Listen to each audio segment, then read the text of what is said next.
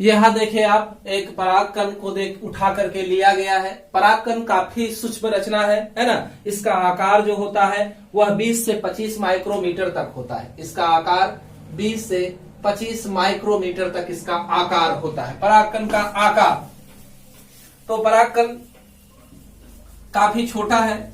कुछ परागकण चिपचिपे होते हैं, कुछ सूखे होते हैं। कुछ परागकण जो होते हैं वो कैसे होते हैं, तो फिदरी होते हैं, पंख युक्त होते हैं, हल्के होते हैं, और कुछ आसानी से दूर तक पहुंचने वाले होते हैं। यह तो इस पर निर्भर करता है कि परागण किसके द्वारा हो रहा है, कीट के द्वारा हो रहा है, हवा के द्वारा हो रहा है ना, या अन्य जंतुओं के द्वारा हो रहा है। इस आधार पर परागकण चिपचिपे होंगे या नहीं चिपचिपे होंगे।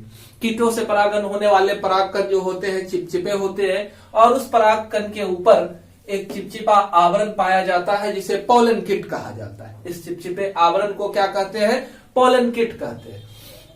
उसके बाद परागकण में दो सतह पाया जाता है। बाहरी सतह को बाह्यचोल या एक्जाइन कहा जाता है। बाहरी सतह को क्या कहते हैं, बाह्यचोल या एक्जाइन कहते हैं। दूसरे सतह को अंतःचोल या इंटाइन कहा जाता है। दूसरे सतह को अंतःचोल या इंटाइन कहा जाता है। ठीक है। बाह्यचोल एक्जाइन जो है यह एक खास तरह के रसायन से मिलकर के बना होता है, उसे स्पोरोपोलेनिन कहते हैं। इस रसायन को क्या कहा जाता है, स्पोरोपोलेनिन। यह रसायन काफी हार्ड प्रकृति का होता है। इस पर किसी अम्ल का प्रभाव नहीं होता है, किसी क्षार का प्रभाव नहीं होता है, तापमान का प्रभाव नहीं पड़ता है ना, और न ही किसी तरह के एंजाइम के द्वारा इसे गलाया जा सकता है। तो यह काफी सुरक्षित होता है इस सतह के वजह से, है ना, एंजाइम के वजह से। पोलन को हम जीवाश्म के रूप में लंबे समय तक संरक्षित करके रख सकते हैं। यह जल्दी खराब नहीं होता, हजारों सालों तक यह संरक्षित रह सकता है। हम लोगों को बहुत सारा परागकण जो है वह अंटार्कटिक रीजन में मिला है और वह दसों हजार साल पुराना है। तो ये हो गया। जबकि इंटाइन जो सतह है वह हेमीसेलुलोज और पेक्टिन से मिलकर के बना हुआ होता है। इंटाइन हेमीसेलुलोज और पेक्टिन से मिलकर के बना हुआ होता है। ठीक है। अब देखें कि परागकण के ऊपर एक छोटा सा छिद्र होता है जिसे पोलन ट्यूब, है ना, जिससे जनन छिद्र कहा जाता है, जिसे हम लोग क्या कहते हैं, जनन छिद्र कहते हैं। अब देखें कि एक परिपक्व परागकण के अंदर कम से कम दो कोशिका होती है। एक कोशिका को वर्धी कोशिका कहते हैं, दूसरे को जनन कोशिका कहते हैं, है ना। वर्धी कोशिका और जनन कोशिका। वर्धी कोशिका थोड़ी बड़ी होती है, जनन कोशिका छोटी होती है। वर्धी कोशिका में रिक्तिका पाया जाता है। यह वर्धी कोशिका जो है आगे काफी मदद करने वाली है। जब हम लोग परागण के बाद की प्रक्रिया को पढ़ेंगे तो इसमें यह क्या करता है, परागकण जब यहाँ गिरता है तो इस तरह से यह पराग नली का निर्माण करती है। वर्धी कोशिका का कार्य क्या है, तो यह पराग नली का निर्माण करती है उस समय जब परागण की प्रक्रिया पूर्ण हो जाती है और उससे निषेचन होना बच जाता है। जनन कोशिका इसी पराग नली के द्वारा नीचे उतरती है और नीचे जाकर के अंडाणु को निषेचित करने का कार्य करती है। यह हमारा परागकण का जानकारी था। अब हम लोग चैनल को, अगर आपने सब्सक्राइब नहीं किया है तो चैनल को सब्सक्राइब करेंगे, जिससे कि हमारे वीडियो के नोटिफिकेशन आपको लगातार मिलते रहेंगे, और साथ में हमारे वीडियो को लाइक करेंगे। अब हम लोग मादा भाग यानी कि अंडाणु ओव्यूल्स की रचना को देखते हैं। अंडाणु और ओव्यूल्स कैसा होता है, तो हम लोगों ने अभी देखा कि इसके अंदर जो है अंडाशय है और इसी में अंडाणु उपस्थित होते हैं। तो अंडाणु के बनने से पहले की अवस्था जो है, यहाँ पर इस तरह से क्या होता है कि आर्चियोस्पोरियल सेल होता है और उसी में मेगास्पोर मदर सेल होता है ना, गुरु बीजाणु जिसे कहते हैं। तो मेगास्पोर मदर सेल में ही अर्धसूत्री विभाजन होता है, तब जाकर के हमारे अंडाणु यानी कि ओव्यूल्स का निर्माण होता है। तो एक अंडाणु की रचना को आप देखें। एक अंडाणु की रचना अगर पहले आप चले कि इसका निर्माण कैसे होता है, पहले निर्माण की प्रक्रिया को ही देख लेते हैं कि अंडाणु का निर्माण कैसे होता है। तो पहले तो हमारा आर्चियोस्पोरियल सेल था, है ना। आर्चियोस्पोरियल सेल में ही कोई अर्धसूत्री विभाजन होगा तो अंडाणु का निर्माण होगा। यह एक ओव्यूल्स है, एनाट्रोपस ओव्यूल्स है। अभी इसमें क्या है, तो इसमें आवरण होता है ना। इस आवरण को बाह्य इंटेगुमेंट, आउटर इंटेगुमेंट और इनर इंटेगुमेंट या बाह्य आवरण या आंतरिक आवरण के नाम से जाना जाता है। उसके बाद बीच का हिस्सा जो ये है इसे क्या कहा जाता है, न्यूसेलस कहा जाता है। और बीच में जो है उसे भ्रूणकोश, इम्ब्रियोसैक कहते हैं। बीच वाला हिस्सा को क्या कहते हैं, इम्ब्रियोसैक या भ्रूणकोश कहते हैं। उसके बाद यह वाली रचना जो है वो क्या कहलाता है, हाइलम कहलाता है। हाइलम को समझने के लिए फिर से अंडाणु की रचना को देखते हैं। तो अंडाणु में आपने क्या देखा था, ये अपरा था और इसके बाद यह फ्यूनिकल था। तो फ्यूनिकल जिस स्थान पर ओव्यूल से जुड़ा होता है ना, हमारा बीजांड वृंत जिस स्थान पर ओव्यूल से जुड़ा होता है उस हल्के से गड्ढे वाले स्थान को ही क्या कहा जाता है, हाइलम कहा जाता है।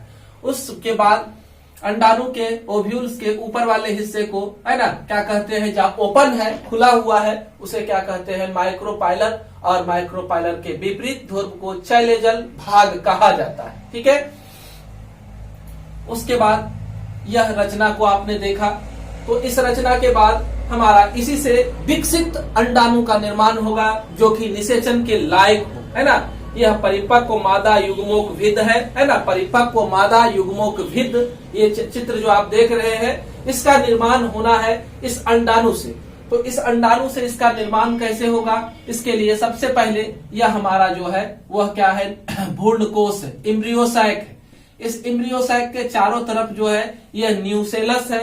न्यूसेलस जो क्या करेगा, तो जब अब इसमें अर्धसूत्री विभाजन की प्रक्रिया शुरू होगी, तो अर्धसूत्री विभाजन जब होगा तो न्यूसेलस मेगास्पोर मदर सेल है ना, मातृ कोशिका जिससे कि नए कोशिकाओं का निर्माण होना, जिसमें अर्धसूत्री विभाजन होना है, उसको पोषण प्रदान करने का काम न्यूसेलस करता है।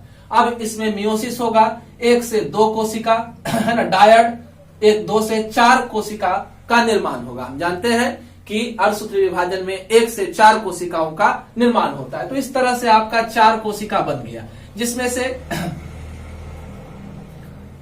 3 कोशिकाएं जो होती है वह डिजेनरेट कर जाती है, नष्ट हो जाती है, एक कार्यात्मक कोशिका बचता है ना। और इस तरह के विकास को मोनोस्पोरिक डेवलपमेंट भी कहा जाता है। ठीक है। तो बीच वाला जो कार्यात्मक था, अब इसमें क्या होगा, मियोसिस की प्रक्रिया शुरू होती है। बिना कोशिका भित्ति, कोशिका झिल्ली के बने 1 से 2 केंद्रक वाला, 2 से 4 केंद्रक वाला, 4 से 8 केंद्रक वाला रचना का निर्माण होगा।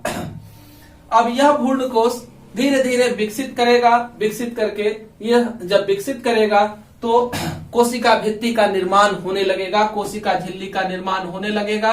और ये देखे इस तरह से ऊपर में एक एग सेल है, 2 सहायक कोशिकाएं हैं, सिनर्जिड कोशिका कहते हैं उसे, बीच में ध्रुवीय केंद्रक हो गया और ये पूरा हिस्सा केंद्रीय कोशिका कहलाएगा। नीचे एंटीपोडल या प्रतिव्यासांत कोशिकाएं हैं। अब इसी को विकसित करके यहाँ दिखाया गया है। ये प्रतिव्यासांत कोशिका हो गया, यह ध्रुवीय केंद्रक हो गया, यह पूरा हिस्सा केंद्रीय कोशिका कहलाएगा। ये एक कोशिका हो गया, यह सहायक कोशिका हो गया, यह फिलीफॉर्म अपारेटस है। उंगली नुमा जो प्रवर्धन दिख रहा है इसे क्या कहते हैं, फिलीफॉर्म अपारेटस कहा जाता है। इस रचना को फिलीफॉर्म अपारेटस कहते हैं। तो इस तरह से हमारा एक परिपक्व मादा युग्मोक भिद फीमेल गैमेटोफाइट या एम्ब्रियोसैक का फॉर्मेशन होगा जो कि निषेचन के लिए तैयार है ना। यह हमारा पूरी तरह से तैयार है। जब यह तैयार होता है तब आगे की प्रक्रिया होती है। आगे की प्रक्रिया में क्या है, तो सबसे पहले हमारा ये मादा भाग है। मादा भाग के ऊपर परागकण का जर्मिनेशन होता है। इसके ऊपर क्या होगा, परागकण का जर्मिनेशन होगा। हमारे पौधे में क्या होता है, जैसे ही परागकण पहुंचते हैं किसी माध्यम से, है ना, हम जानते हैं परागण कराने के लिए कुछ एजेंट होते हैं। तो एजेंट जैसे जल है ना, हवा, कीट या अन्य जंतु जो है इस परागकण को किसी तरह से यहाँ पर पहुंचाने का काम करेंगे। तो जब परागकण यहाँ पहुंच जाएगा तो परागकण और हमारा जो यह पिस्टिल है इसके बीच में इंटरैक्शन होता है, केमिकल डायलॉग होता है, रासायनिक संवाद होता है। आपस में ये बातचीत करते हैं, यानी कि अपने रसायन को एक दूसरे से मिलाते हैं। अगर रसायन सही हुआ तो जन्म पोर जो था, है ना, जनन छिद्र जो था वह खुलता है और उसके खुलने के बाद वर्धी कोशिका इससे जनन नलिका या पराग नलिका का निर्माण करती है। यानी कि वर्धी कोशिका का एकमात्र क्या है, जनन नलिका का निर्माण करना। तो इस तरह से नलिका बनती जाएगी, है ना, नलिका पूरी बन जाएगी और यहां पर हमारा जो है एम्ब्रियोसैक है, मादा युग्मोक भिद है, यह नलिका बन जाएगी और बनने के बाद जो है यह इस तरह से आकर के यह इसमें घुसेगी। ठीक है, तो हम पहले ही पढ़ चुके हैं कि जहां पर एक कोशिका मौजूद होती है उसे माइक्रोपाइलरिंड और एंटीपोडल कोशिकाएं जहां प्रतिव्यासांत कोशिकाएं होती है उस हिस्से को चैलेजल ध्रुव कहा जाता है। याद रखना है कि पराग नलिका जो है वह माइक्रोपाइलर हिस्से से हमारे एम्ब्रियोसैक के अंदर प्रवेश करेगी, भ्रूण कोश के अंदर प्रवेश करेगी। तो आप देखें यहां पर, यहां से यह नलिका अंदर प्रवेश कर रही है। इसमें से जैसे ही नर केंद्रक आता है तो विभाजित होकर के दो नर केंद्रक का निर्माण कर लेता है ना, और दोनों नर केंद्रक यहां पहुंचते हैं। यह फिलीफॉर्म यंत्र जो है वह क्या करता है, नर केंद्रक को रास्ता दिखाने का काम करता है। एक को यह भेज देता है कहां तो एक को यह भेज देता है ध्रुवीय केंद्रक के पास, दूसरा जो है चला जाता है कहां, एक कोशिका के पास। तो जब यह ध्रुवीय केंद्रक के पास जाएगा, हम जान लें यहां पर जितने सारे कोशिका है, तो आपसे एक क्वेश्चन और पूछा जा सकता है कि मादा युग्मोक भित्त के अंदर कितनी कोशिकाएं और कितने केंद्रक होते हैं। तो कोशिका को आप गिन ले, 1 2 3 कोशिका, ये पूरा एक 4 कोशिका, 5वां 6ठा 7वां, टोटल 7 कोशिकाएं। केंद्रक को गिने 1 2 3 4 5 6 7 8, टोटल 8 केंद्रक और 7 कोशिकाएं होती है। तो एक केंद्रक जो है, नर केंद्रक जो है वो कहाँ आया, यहां पर आकर के फ्यूज किया, दूसरा इसके साथ जुड़ गया। तो पहले से यहाँ क्या था, यन था, दूसरा यन आया तो क्या हो गया, 2n हो गया।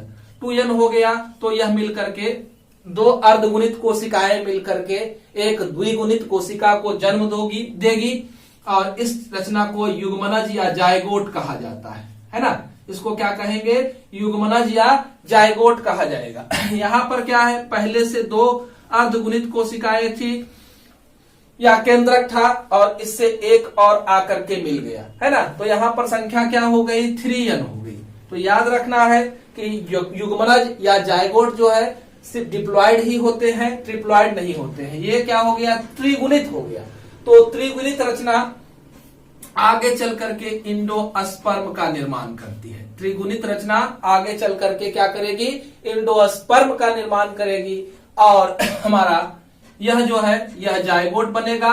जायगोट में लगातार कोशिका विभाजन होगा, वह भी कैसा, समसूत्री, है ना। अब विभाजन जो होगा वह समसूत्री होगा और 1 से 2 कोशिका, 2 से 4, 4 से 8, 8 से 16, 32, है ना। यह भ्रूण बन जाएगा।